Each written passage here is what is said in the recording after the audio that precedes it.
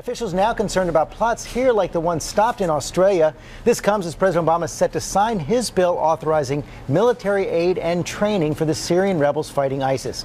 ABC's Brian Ross is here with all the latest. Good morning, Brian. Well, good morning, George. This morning, as we learn more about the ISIS terror plot aimed at Australia, U.S. officials say they are just as concerned about another al-Qaeda-connected group in Syria planning its own attacks against American aviation. As one official put it, you need a scorecard now to keep track of all the terror teams plotting against us in Syria. Officials this morning say the ISIS plot in Australia was much broader and better organized than first thought. In addition to public beheadings on the streets of Sydney, the Prime Minister says this morning the House of Parliament was also to be a target. The Australian Federal Police will be taking over security both inside the building as well as outside the building. Australian authorities today said they had been closely tracking ISIS recruiters in the country, and in particular, the man in the green shirt, a one-time Sydney nightclub bouncer turned jihadist recruiter. And Muslim is the slave of God.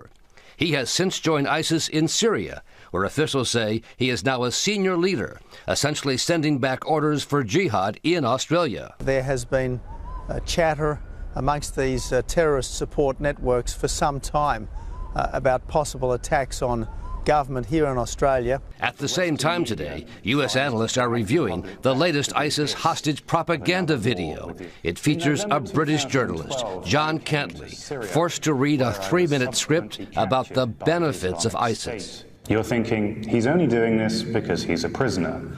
He's got a gun at his head and he's being forced to do this, right? Well, it's true. I am a prisoner. Cantlie was captured 2 years ago at the same time as American journalist James Foley, who was murdered last month by ISIS. There are now an estimated 15 remaining Western hostages held by ISIS, including 2 young American aid workers, all threatened with execution, George. A lot of danger left. Okay, yes. Brian, thanks very much. We're going to have much more on this Sunday on This Week. We'll be watching, George.